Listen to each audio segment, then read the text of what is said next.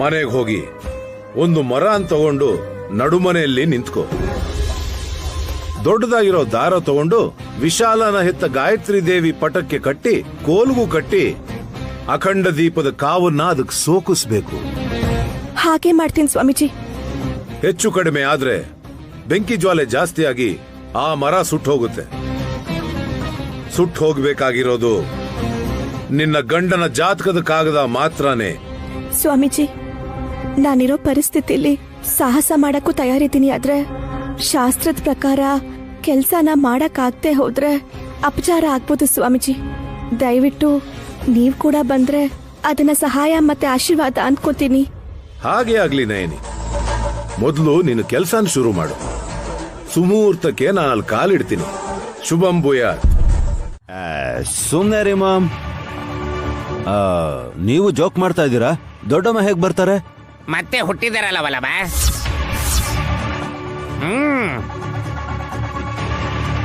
ಹೌದು ವಲ್ಲಭ, ಹುಟ್ಟಿ ಇನ್ನೂ ಬದುಕಿದ್ರೆ ಬ್ಯಾಂಕ್ ಬಂದ್ಬಿಟ್ಟು ಅಕೌಂಟ್ಸ್ ಅನ್ನ ಸೀಸ್ ಮಾಡಬಹುದು. ಅದು ಇವಾಗ ಅಕ್ಕ ಕರೆಕ್ಟ್ ಪಾಯಿಂಟಿಗೆ ಬಂದ್ಲು. ಅಂದ್ರೆ ಹಸುಗೂಸಾಗಿರೋ ಗಾಯತ್ರಕ್ಕ ಕಂಪ್ನಿ ಅಕೌಂಟ್ಸ್ ಇರೋ ಬ್ಯಾಂಕ್ ಹೋಗಿದ್ಲಾ? ಹಾ. ಯಾವಾಗ ಮಾವ? ನೋಡಿದ್ರ ಎಷ್ಟು ಕುತೂಹಲದಿಂದ ಕೇಳ್ತಿದ್ದೀರಾ. ಆಸಕ್ತಿ, ಕುತೂಹಲ ಎರಡೂ ಇದೆ ಪಾವನಮೂರ್ತಿ. ಯಾವತ್ ಹೋಗಿದ್ಲು ಅಂತ ಹೇಳು. ನಾನೇ ನೋಡಿದ್ದೀನ ಅಕ್ಕ. ಮತ್ತೆ ಆಗ್ಲೇ ವಿಶಾಲಿಗೆ ಡೌಟ್ ಬಂದು ಚೆಕ್ ಮಾಡ್ತಿದ್ದ. ಅದೇ ನಿಜ ಅನ್ಕೊಂಡೆ. ಒಂದ್ ವೇಳೆ ಬಂದಿದ್ರು ದೊಡ್ಡಮ್ಮನ್ ಯಾರು ಕರ್ಕೊಂಡ್ ಬಂದಿರ್ಬೋದು ಅಂತ ವಿಶಾಲ್ ಗೆಸ್ ಮಾಡದ್ನಾ?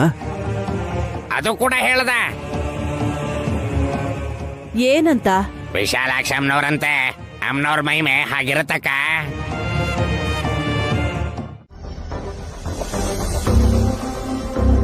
ಹೇಳಿ ಸ್ವಾಮೀಜಿ, ದಯವಿಟ್ಟು. ಈಗ ನಮ್ಮ ಅಕ್ಕಂಗ್ ಗಾಬರಿ ಶುರು ಆಯ್ತು. ನಾನ್ ಹೇಳೋದೇನಿದೆ, ನೀವೇ ಕಣ್ಣಾರೆ ನೋಡಿ.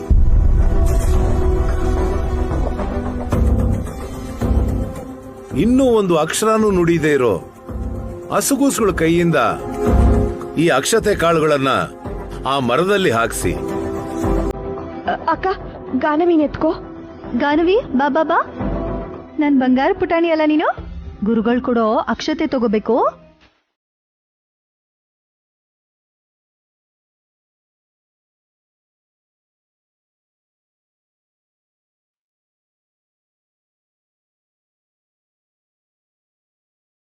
ಮರಕ್ ಹಾಕು. ಇದನ್ ಮರಕ್ ಹಾಕಮ್ಮ.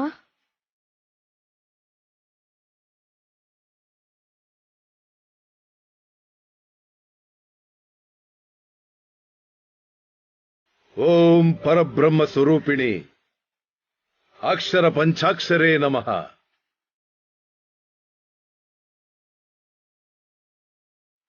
ಸುಮನ, ಈ ಕಡೆ ಬಾ. ವಿಕ್ರಾಂತ, ನೀನು ಬಾ.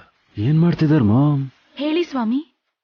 ವಿಶಾಲ, ಆ ಅಕ್ಷತೆ ಕಾಳುಗಳನ್ನ ವಿಕ್ರಾಂತನ ಕೈಯಲ್ಲಿ ಹಾಕು. ಸರಿ ಸ್ವಾಮಿ.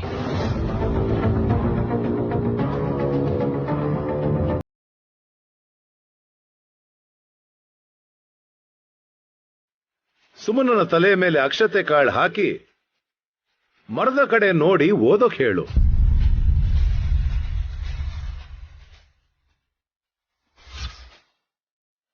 ಓದೋದಕ್ಕಲ್ಲಿ ಏನ್ ಬರ್ದಿದ್ದಾರೆ ಅಂತ ಗುರುಗಳೇ?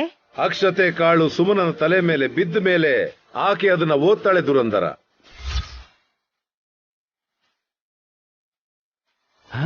ಹೌದಾ? ಬೇಗ ಹಾಕೋ ಹಾಕೋ, ಬೇಗ ಹಾಕಲೇ.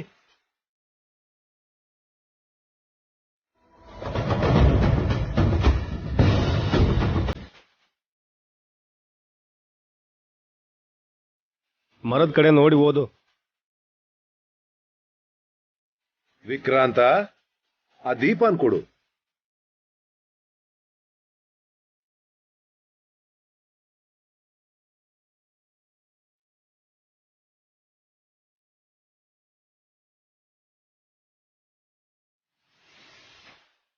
ಸುಮನ, ಓದು.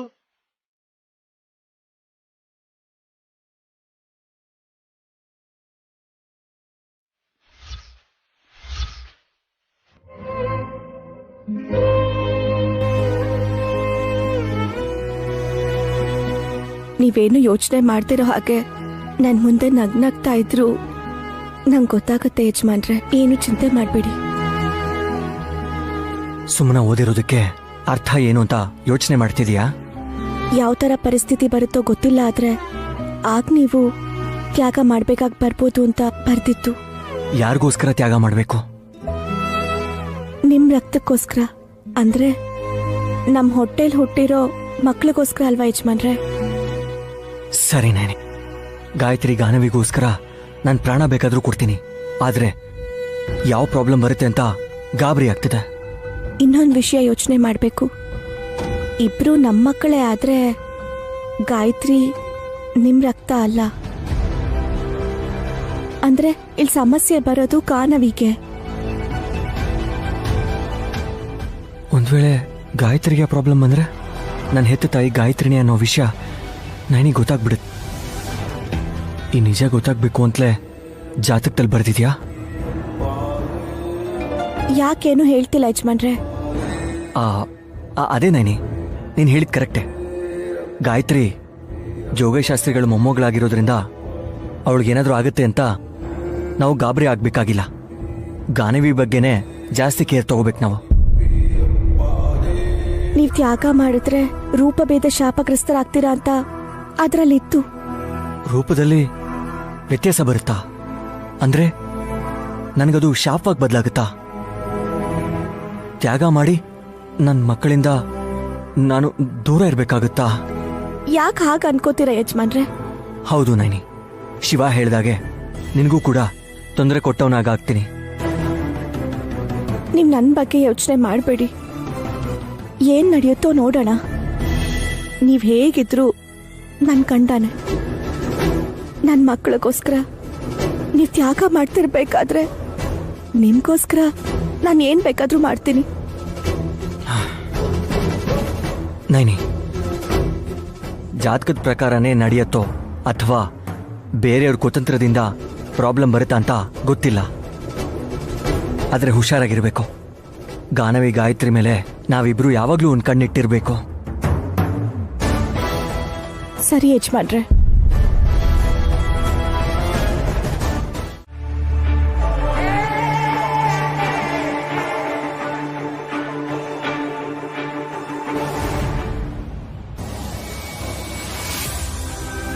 ಇನ್ನು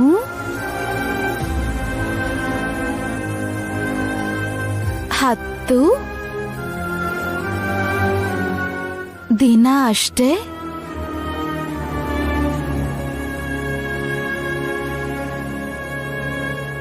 ಉಳಿದಿರೋದು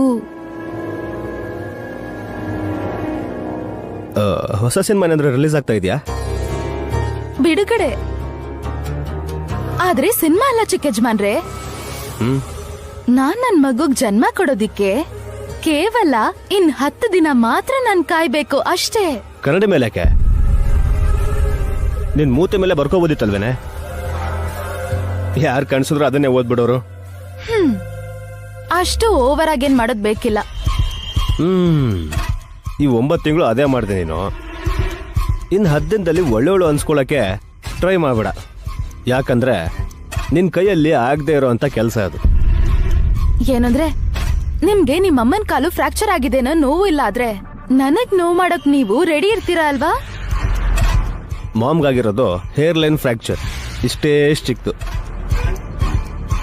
ಕೆಳಗ್ ಬಿದ್ರು ಸರಿ, ಲಿಪ್ಸ್ಟಿಕ್ಗೆ ಮಣ್ಣು ಅಂಟ್ಕೊಳ್ಳಿಲ್ಲ ಅಂತ ಹೇಳೋರ್ಗೆ ಯಾಕೆ ವಿಚಾರಿಸ್ಕೋಬೇಕು?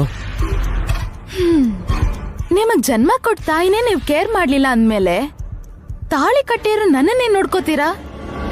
ನಿನ್ನ ಮದ್ವೆ ಮಾಡ್ಕೊಂಡಿದ್ದೆ ನನ್ನ ಕರ್ಮ ಅಂತಿರ್ಬೇಕಾದ್ರೆ ಇನ್ನು ನಿನ್ನ ನೋಡ್ಕೊಳ್ಳೋದು ಬೇರೆ ಇದೆಯಾ? ನೀವ್ ನೋಡ್ಕೊಳಲ್ಲ.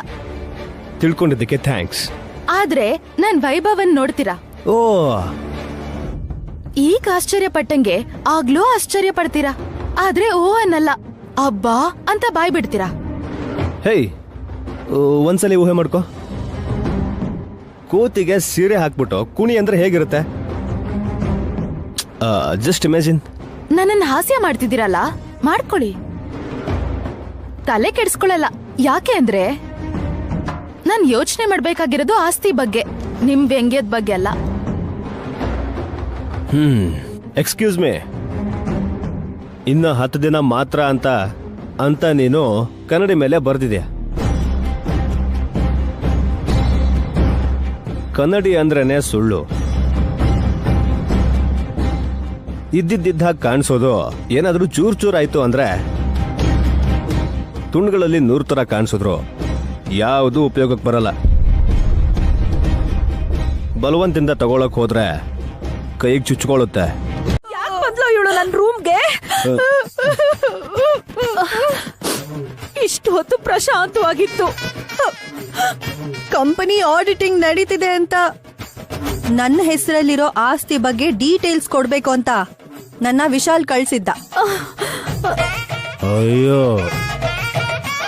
ಆ ಕೆಲ್ಸ ಮುಗಿಸ್ಕೊಂಡ್ ಬಂದೆ. ಮತ್ತೆ ನಾಳೆ ಬೆಳಗ್ಗೆ ಹೋಗ್ಬೇಕು. ನಿನ್ ಕೆಲ್ಸ ಚೆನ್ನಾಗಿದೆ ಕಣೆ. ಗಂಡು ಮಗು ಹುಟ್ತು, 50 ಕೋಟಿ ಆಸ್ತಿ ಬಂತು ನಿನ್ಗೆ. ಆದ್ರೆ ಅತ್ತಿಗೆ ಮಕ್ಕಳಿಂದಾಗಿ ಕೆಳಗ್ ಬಿದ್ದು ಕಾಲ್ ಫ್ರಾಕ್ಚರ್ ಮಾಡ್ಕೊಂಡಿದ್ದಾಳೆ. ಗಾಯತ್ರಿಯಿಂದ ಅಂತಲ್ಲ. ಅಷ್ಟೊಂದು ಸಂತೋಷ ಯಾಕಮ್ಮ ನಿಂಗೆ? ಗಾನವಿ ಅಂತ ಅನ್ಕೊಂಡಿದ್ದೆ, ಆದ್ರೆ ಗಾಯತ್ರಿ ಅಂತ ಹೇಳಿದ್ರಲ್ಲ ಚಿಕ್ಕಪ್ಪ, ಅದಕ್ಕೆ ಯಾಕೆ ಮುದ್ದು ಕೂಸು ಅದೇನೇ ಮಾಡಿದ್ರು ಮುದ್ದಾಗಿರುತ್ತೆ ಅತ್ತೆ.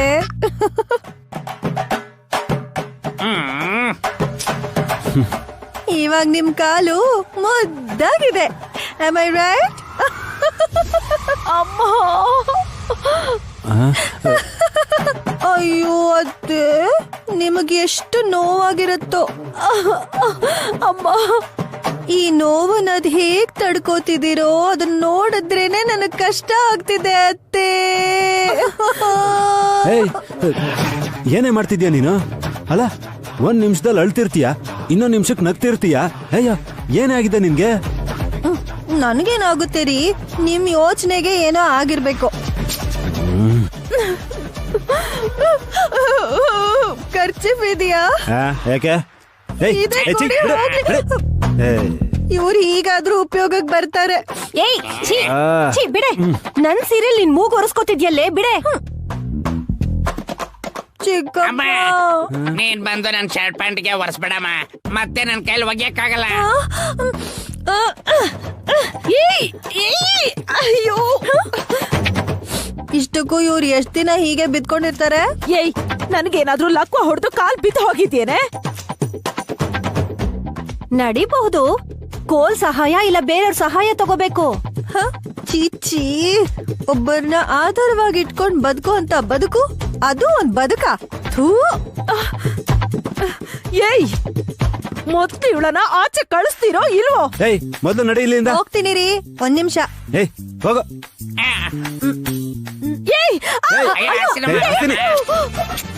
ಸ್ವಲ್ಪ ದೊಡ್ಡ ಸೈಜ್ ಇರೋ ಕೋಲನ್ನೇ ಕೊಡ್ಸಿ.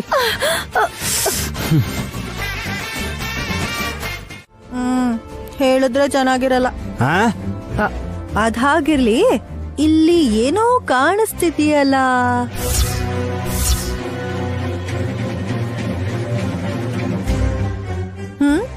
ಏನು ಅಂತ ಹೇಳ? ನಿಮ್ ಕಣ್ಣಲ್ಲಿ ಟೆನ್ಷನ್. ಟೆನ್ಷನ್ ಯಾಕಿರುತ್ತೆ? ಮತ್ತ್ಯಾಕ್ ಹೀಗಿದ್ದೀರಾ? ನಮ್ಗೇನಾಗಿದೆ? ಚೆನ್ನಾಗಿದೀವಲ್ವಾ? ಸ್ಕೆಚ್ ಸ್ಕೀಮ್ ಹಾಕೋ ನಿಮ್ಮಮ್ಮ, ಅದನ್ನ ಫಾಲೋ ಮಾಡೋ ನೀವು ಏನೋ ಪ್ಲಾನ್ ಮಾಡ್ಕೊಂಡಿದ್ದೀರಾ. ನನ್ 6th ಸೆನ್ಸ್ ಹೇಳ್ತಾ ಇದೆ. ಮಾತಾಡಿದ್ದಾಗಿದ್ರೆ ಹೊರಡು. ಹೋಗ್ತೀನಿ, ನಿಮ್ಗಂತೂ ಕೆಲ್ಸ ಇರಲ್ಲ, ನನ್ಗಿರಲ್ವಾ? ಎಲ್ಗೆ? ಏನಾಯ್ತು? ಆಫೀಸ್ ಕೆಲ್ಸದ ಮೇಲೆ ಹೋಗ್ತಿದ್ಯಲ್ಲ? ಆಲ್ ದಿ ಬೆಸ್ಟ್ ಹೇಳೋಣ ಅಂತ.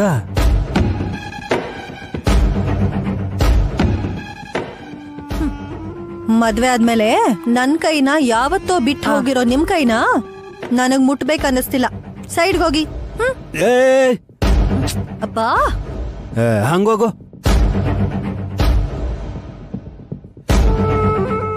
ಇಲ್ಲ, ಹೀಗೇ ಹೋಗ್ತೀನಿ.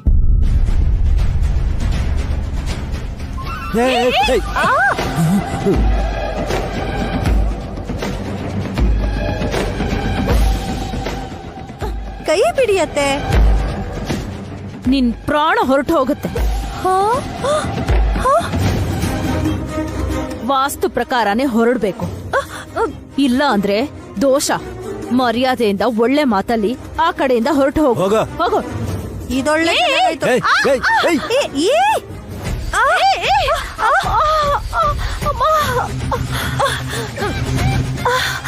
ಅಯ್ಯೋ, ಏಯ್ ತಗ ಇಟ್ಕ. ಏನ್ ಮುಖ ನೋಡ್ತೀಯ ಎದ್ದೋಗೆ? ಈ ಫೈಲ್ ನಲ್ಲ, ನನ್ನನ್ನು ಎಬ್ಬಿಸ್ಬೇಕು. ಅಷ್ಟು ಕೂಡ ಗೊತ್ತಾಗಲ್ಲ. ಏನ್ ಗಂಡನೋ ಏನೋ. ಎದ್ನಡೆ, ಎತ್ಬೇಕಂತ ಎತ್ಬೇಕು. ಈ ಅತ್ತೆ ಇದಾರಲ್ಲ, ಕಲ್ಬಂಡೆಗೆ ಹೋಗಿ ಜಜ್ಕೊಂಡಂಗ ಆಯ್ತು ನನ್ ಮೂಗು. ನನ್ ಮುಂದೆ ಹಠ ಮಾಡ್ಬಾರ್ದಲ್ವಾ? ಗೊತ್ತಾಯ್ತು ಬಿಡಿಯತ್ತೆ. ಹೊರಡ್ತೀನಿ. ಬರ್ತೀನಿ ರೀ. ಈಗ ಆ ಕಡೆ. ಯಾಕೆ ಚೆನ್ನಾಗಿಲ್ವಾ? ಚೆನ್ನಾಗಿದೆ, ಆದ್ರೆ ನಾನ್ ನಿಮ್ಗೋಸ್ಕರ ಟೀ ಶರ್ಟ್ ತೆಗ್ದು ಇಲ್ಲೇ ಇಟ್ಟಿದ್ನಲ್ಲ, ನೀವ್ಯಾಕೆ ಈ ಶರ್ಟ್ ಹಾಕೊಂಡ್ರಿ? ಆಫೀಸ್ಗೆ ಟೀ ಶರ್ಟ್ ಹಾಕೊಂಡು ಹೋಗ್ಬಾರ್ದಲ್ವಾ? ನೈನಿ ಮೀಟಿಂಗ್ ಇದೆ ಅಂತ ಹೇಳಿದ್ದೆ, ಮರ್ತು ಬಿಟ್ಟಿಯಾ? ಗೊತ್ತಿದೆ, ಆದ್ರೆ ಆದ್ರೆ Naini, what happen? Any problem? Please tell me. ಹೇಳಲ್ಲ ವೇಶ್, ಅವಳು ಮಾತ್ರ ಟೆನ್ಷನ್ ಅಲ್ಲೇ ಇರ್ತಾಳೆ. ನಮ್ ಪಾಡಿಗೆ ನಾವು ಮಕ್ಕಳಾಡಿಸ್ತಿದ್ವಿ. ತಕ್ಷಣ ನಮ್ಮ ಹತ್ರ ಬಂದು ರೂಮಲ್ಲಿ ರೆಡಿ ಆಗ್ತಿರೋ ಯಜಮಾನ್ರನ್ನ ಆಫೀಸಿಗೆ ಹೋಗಕ್ ಬಿಡ್ದೆ ತಡಿಬೇಕು ಅನ್ಲೋ. ಕಾರಣ ಕೇಳಿದ್ದಕ್ಕೆ ನೀವ್ ಹಾಗ್ ಮಾಡಿದ್ರೆ ಒಳ್ಳೆ ಕೆಲ್ಸ ಮಾಡ್ದ ಹಾಗಾಗತ್ತೆ ಅಂತ ಹೇಳಿದ್ಲೇ ಹೊರತು ಇವಳು ಯಾವ್ದೂನು ನಮ್ಗೆ ಬಿಡ್ಸ್ ಹೇಳಲಿಲ್ಲ. ಅಷ್ಟ್ರಲ್ಲೇ ನೀನೆಲ್ಲಿ ಆಫೀಸಿಗೆ ಹೊರಟು ಬಿಡ್ತೀಯೋ ಅಂತ ನಮಗೂ ಟೆನ್ಷನ್ ಕೊಟ್ಲು ವೇಶ್ ನಿನ್ ಹೆಂಡ್ತಿ. ನೈನಿ ಏನಾಯ್ತು? ಏನಿಲ್ಲ ಯಜಮಾನ್ರೆ, ಇವತ್ ನೀವು ಆಫೀಸಿಗೆ ಹೋಗದೆ ಮನೆಯಲ್ಲೇ ಇದ್ರೆ ಚೆನ್ನಾಗಿರುತ್ತೆ. ಮೀಟಿಂಗ್ ಹೋಗ್ದೆ ಮನೇಲಿದ್ದು ಏನ್ ಮಾಡ್ಲಿ ನಾನು? ಮಕ್ಕಳ ಜೊತೆ ಆಡ್ಕೊಳ್ಳಿ.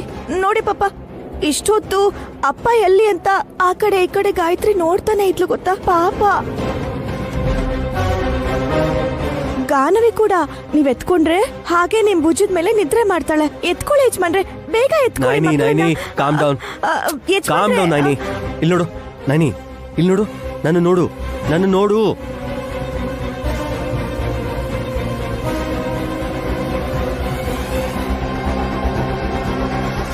ಯಜಮಾನ್ರೆ, ನೈನಿ ಯಾವಾಗ್ಲೂ ನಿಜ ಹೇಳೋ ನೀನು.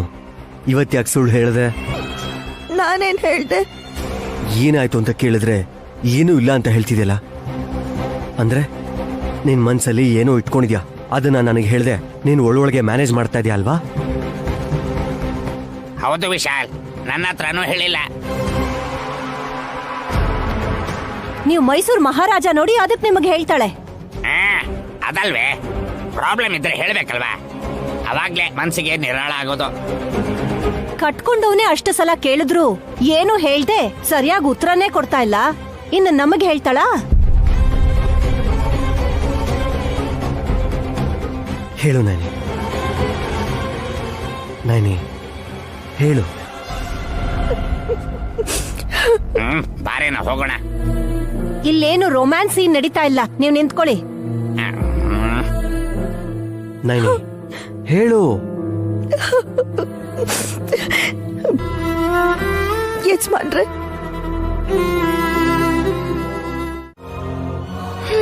ಹೆತ್ತ ಮಗ್ಳಿಗಿಂತ ಸಾಕ್ ಮಗ್ಳಿಗೆ ಜಾಸ್ತಿ ಪ್ರೀತಿ ಅನ್ಸುತ್ತೆ.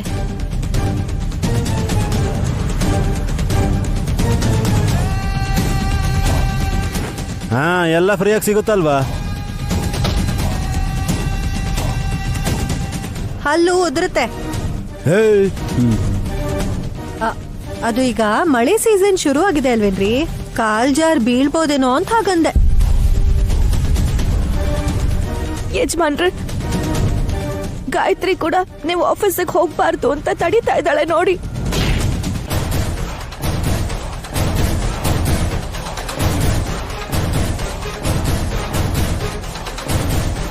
ಚಿಕ್ಕ ಮಗು ಹಠ ಮಾಡಿದ್ರೆ ನೀನ್ ಹೀಗೆ ಹೇಳಿ ಬಿಸ್ನೆಸ್ ಕೆಲ್ಸನ ಯಾಕೆ ಹಾಳು ಮಾಡ್ತೀಯ ನೀನು?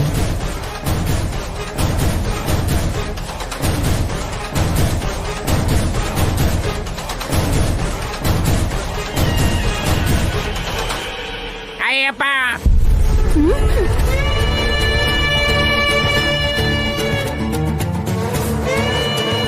ಏನಾಯ್ತು ಮಾವ? ಹಾವು ಬಂತು ವಿಕ್ರತ.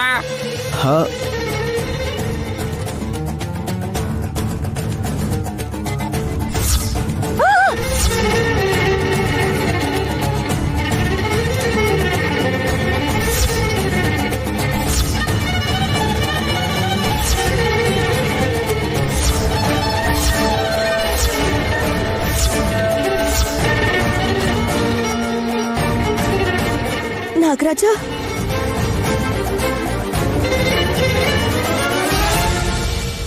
ಗಾಯತ್ರಿ ತರ ನಾಗರಾಜನು ಅಡ್ಡ ನಿಂತಿದ್ದಾನಾ?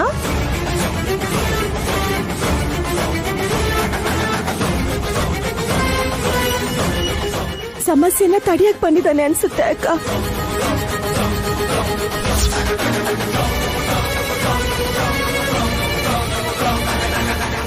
ಎಲ್ಲಿಗೆ ಹೋಗ್ತಿದೆ ಹಾವು?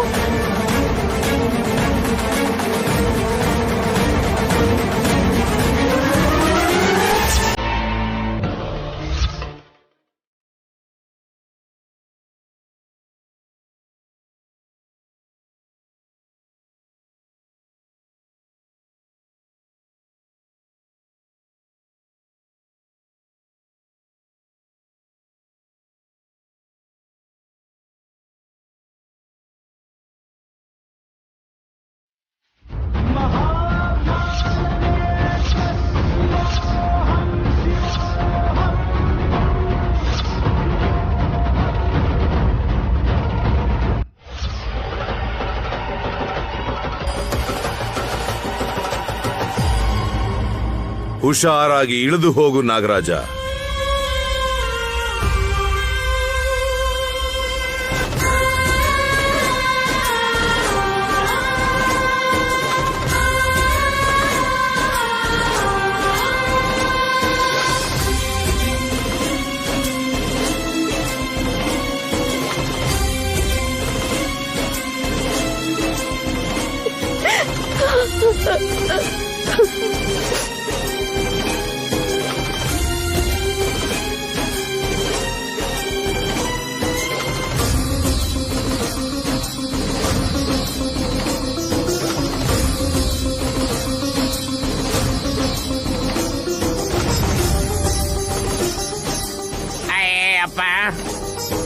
ನಾಗರಾಜ ಏನಾದ್ರೂ ಬರ್ತಿದ್ರೆ ದೊಡ್ಡ ಅನಾಹುತ ಆಗ್ತಿತ್ತು.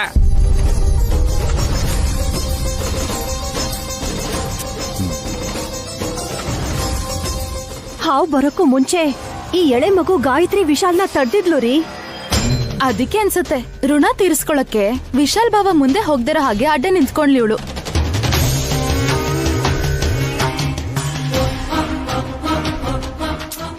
ಅದ್ ಏನೇ ಆಗಿರ್ಲಿ, ಇವಾಗ ಇಲ್ಲಿ ನಿನ್ನನ್ನು ಮೆಚ್ಕೋಬೇಕು ಸುಮನಾ.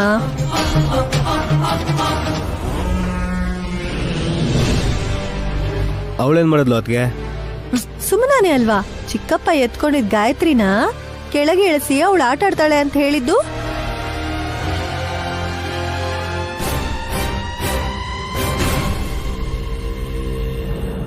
ನಿಜಾನೇ ಅಕ್ಕ. ಗಾಯತ್ರಿ ಪುಟ್ಟಿ ಏನಾದ್ರು ಕೆಳಗೆ ಇಳಿಲಿಲ್ಲ ಅಂದಿದ್ರೆ ಯಜಮಾನ್ರು ಆಫೀಸ್ಗೆ ಹೋಗ್ಲೇಬೇಕು ಅಂತ ಹಠ ಮಾಡ್ಕೊಂಡು ಹೊರಟಿರೋರು.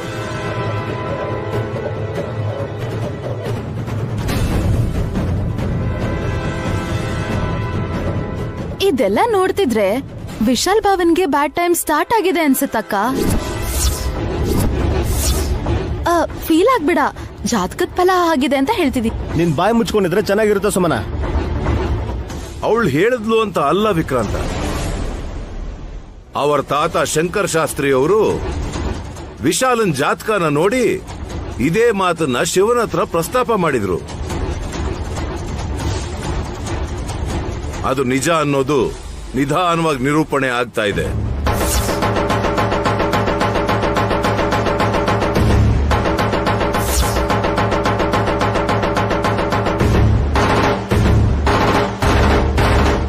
ನನ್ ಗಂಡ ನನ್ನ ಅತ್ತೆ ಯಾಕೆ ಸುಮ್ನೆ ನಿಂತಿದ್ದಾರೆ?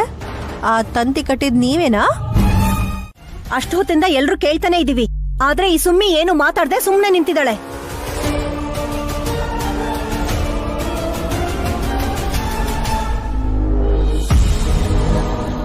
ಹೋಗ್ಲಿ, ಆ ಪೇಪರ್ ಅಲ್ಲಿ ಏನಿದೆ ಅಂತ ಹೇಳಮ್ಮ. ಹಾ, ಈಗ ಬಂದ್ರಿ ನೋಡಿ ಪಾಯಿಂಟ್ಗೆ.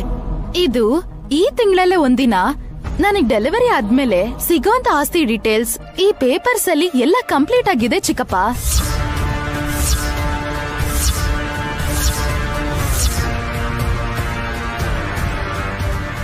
ಅದಕ್ಕೆ ಅಂತ ಇಷ್ಟು ಸಿಂಪಲ್ ಆಗಿ ಕೇಳ್ತಿದ್ಯಲ್ಲ ಅಕ್ಕ. ನಿಮ್ ಹೆಸರಲ್ಲಿರೋ ಆಸ್ತಿಲಿ ಪಾಲ್ ಕೊಡ್ತೀನಿ ಅಂತ ನೀನು ಮತ್ತೆ ವಿಶಾಲ್ ಬಾವ ಸೈನ್ ಮಾಡಿದ್ರೆ ನಾನ್ ಸಂತೋಷವಾಗಿರ್ತೀನಿ. Just shut up.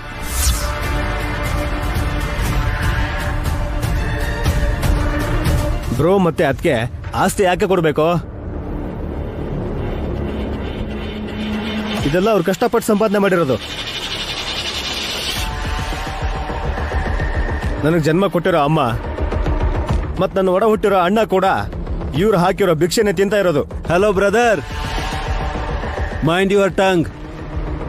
ನೋಡಿದ್ರ ಮಾಮ್ ಏನ್ ಮಾತಾಡ್ತಿದ್ದಾನ ಅವನು? ಭಿಕ್ಷೆ ಗಿಕ್ಷೆ ಅಂತ ಏನೇನೋ ಮಾತಾಡ್ಬೇಡ. ನಿನ್ ಅಣ್ಣನ್ ಹೆಂಡತಿ ಹಾಸಿನಿ ಬದ್ರಿನಾಥನ್ ಹೆತ್ತಿದ್ದಕ್ಕೆ ವಿಲ್ ಪ್ರಕಾರ ಆಸ್ತಿಯಲ್ಲಿ ಪಾಲ್ ಕೊಟ್ರು.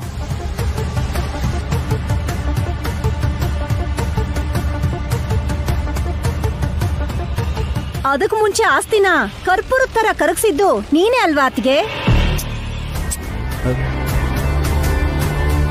ಎಲ್ರು ಬೀದಿಗ್ ಬಿದ್ದಾಗ ವಿಷ್ಣೈನಿ ದೊಡ್ಡ ಮನ್ಸ್ ಮಾಡಿ ಕಾರ್ ಹತ್ತಿಸ್ಕೊಂಡು ಈ ಮನೆ ಕರ್ಕೊಂಡ್ ಬಂದ್ರು.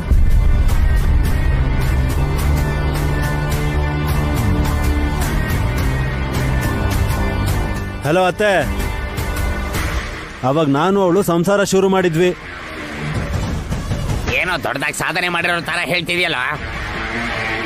ಸಖಿ ನಂಬಿ ಮೋಸ ಹೋಗಿದ್ರು ಕೂಡ ಇವರಿಬ್ರು ದೊಡ್ಡ ಮನ್ಸ್ ಮಾಡಿ ಇರಕ್ ಜಾಗ ಕೊಟ್ಟು ಆಸ್ತಿ ಕೊಟ್ಟಿದ್ದಾರೆ.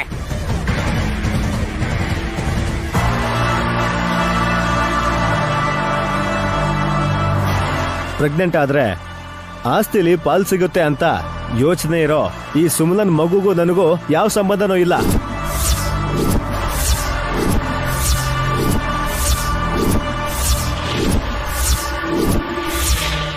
ಯಾಕಿಲ್ಲ? ಹೇಗಿರುತ್ತೆ? ನಿನ್ ಹೊಟ್ಟೆಲಿರೋದು ಸಾಕ್ ನಿಲ್ಸೋ.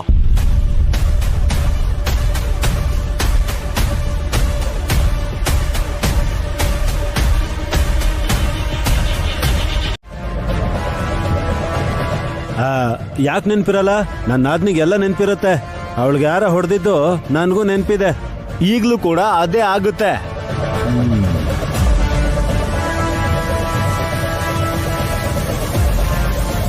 ಯಾಕೆ ಹೊಡಿತೀರಾ ರೀ? ನಾನೇನಾದ್ರೂ ತಪ್ಪು ಮಾಡಿದ್ದೀನಾ? ಮಾಡದೇ ಇದ್ರು ರೂಲ್ಸ್ ಪಾಲಿಸ್ಬೇಕು ಅಂತ ಹೇಳ್ತಿದ್ದೀನಿ. ಮಗು ಹುಟ್ಟಿದ ಮೇಲೆ ನಿನಗೆ ಆಸ್ತಿ ಕೊಡ್ತೀರಂತ ಏನ್ ಗ್ಯಾರಂಟಿ?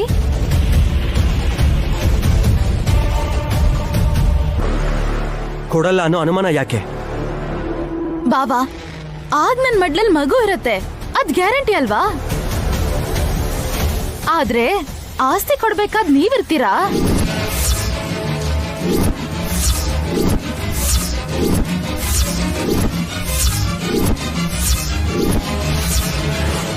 ಯಾಕ್ ಬಾಬಾ, ಅರ್ಥ ಆಗ್ಲಿಲ್ವಾ? ಅಷ್ಟ್ರಲ್ಲಿ ನೀವ್ ಸತ್ರೆ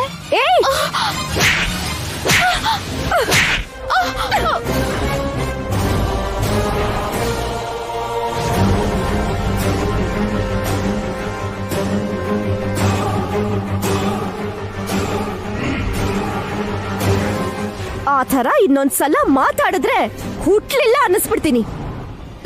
ನನಗೆ ಯಾಕೆ ಹೊಡಿತೀಯಾ? ಸಾಯಿಸ್ಲಿಲ್ಲ ಅಂತ ಖುಷಿ ಪಡು. ನಿನ್ ಗಂಡನ್ ಜಾತಕದ ಫಲ ನೋಡಿ ಅವ್ರಿಗೆ ಅಪಾಯದ ಸಮಯ ಇದೆ ಅಂತ ತಾತ ಶಿವನ್ ಹತ್ರ ಹೇಳಿದ್ರಂತಲ್ಲ ಅಕ್ಕ.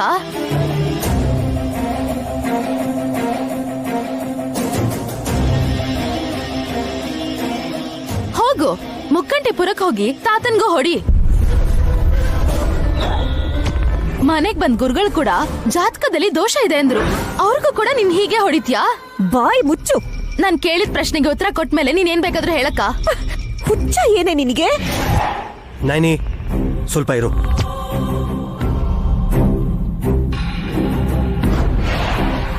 ನೋಡು ಸುಮ್ನ, ಈ 9 ದಿನದಲ್ಲಿ ನಾನೇನ್ ಸಾಯೋದಿಲ್ಲ. ಯಜಮಾನ್ರೆ, ನೀವ್ ಆ ಮಾತು ಹೇಳ್ಬೇಡಿ. ನಯನಿ, ನಿನ್ ಗಂಡ ಅಂದ್ರೆ ನಿನ್ಗೆಷ್ಟಿಷ್ಟನೋ ಸುಮನನ್ ಕೂಡ ತನ್ ಗಂಡ ತನ್ ಮಗು ಅಂದ್ರೆ ಪ್ರೀತಿ ಅನುರಾಗ ಇರುತ್ತಲ್ವಾ?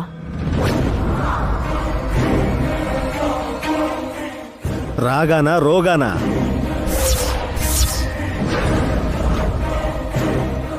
ಲೈ, ನೀನ್ ಮಧ್ಯದಲ್ಲಿ ಮಾತಾಡಿ ಅವಳಿಗೆ ಸಿಟ್ಟು ಬರ್ಸ್ಬೇಡ್ವೋ? ಒಂದ್ ನಿಮಿಷ ವಲ್ಲಭ.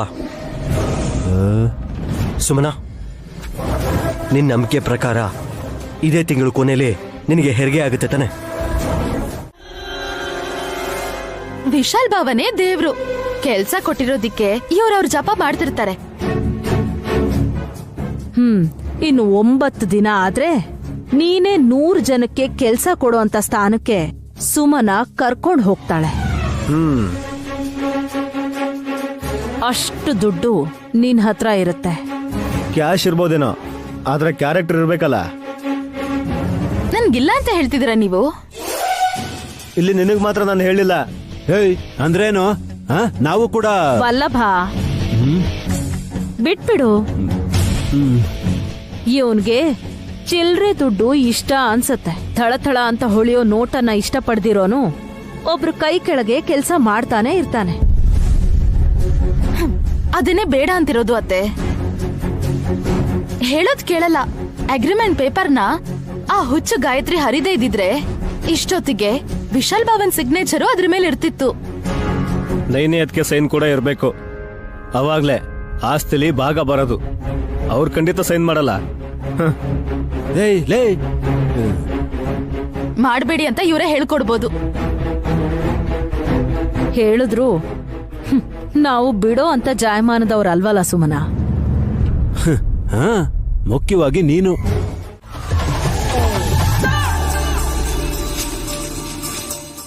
ಟೈಮ್ ಆಗ್ತಾ ಇದೆ. ವಿಕ್ರತ್, ಬೇಗ ಕೇಕ್ ತಗೊಂಬಾರಪ್ಪ.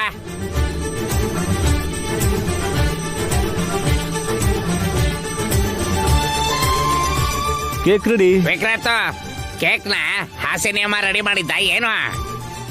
ಯಾಕೆ ಹಾಗೆ ಹೇಳ್ತೀರಾ? ನಿನ್ ಮದ್ವೆ ದಿನನೇ ನನ್ ಗಂಡನ್ಗೆ ವೈಕುಂಠ ಪ್ರಾಪ್ತಿ ಆಗತ್ತೆ ಅಂತ ಟೆನ್ಷನ್ ಮಾಡ್ಕೋತಿದ್ದಾರೆ. ವಿಶಾಲ್ ಬ್ರೋ ಸ್ಪೆಷಲ್ ಆಗಿ ಆರ್ಡರ್ ಮಾಡಿ ತರಿಸಿದಾನೆ ಬ್ರೋ. ಹಾಗಾದ್ರೆ ಎಲ್ರೂ ತಿನ್ಬೋದು. ಗಾನವಿ ಎದ್ಲ ಯಜಮಾನ್ರೆ? ಇಲ್ಲ, ಗಾಯತ್ರಿ ಆಟಾಡ್ಕೋತಾ ಇದ್ಲು. ಕೇಕ್ ಕಟ್ ಮಾಡ್ತಿದ್ದಾರೆ ಅಂತ ಗೊತ್ತಾಗಿ ಕರ್ಕೊಂಡ್ ಬಂದ್ಬಿಟ್ಟೆ.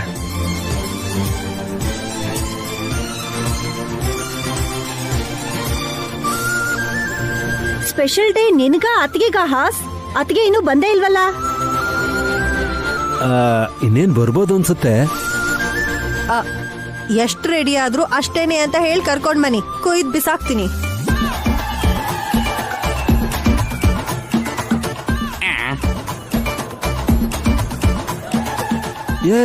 ಏನ್ ಕೊಯ್ತೀಯ? ಕೇಕ್ ನರಿ. ಒಳ್ಳೆ ಕತೆ.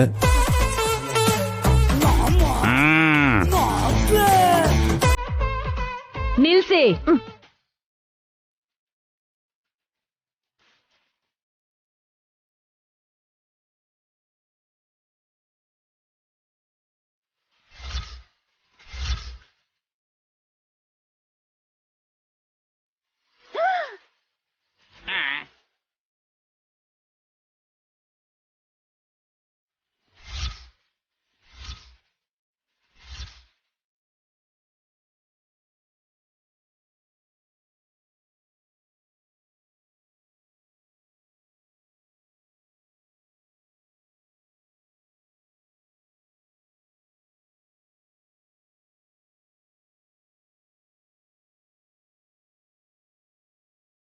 ಏನಾಯ್ತು ಇವ್ರಿಗೆ?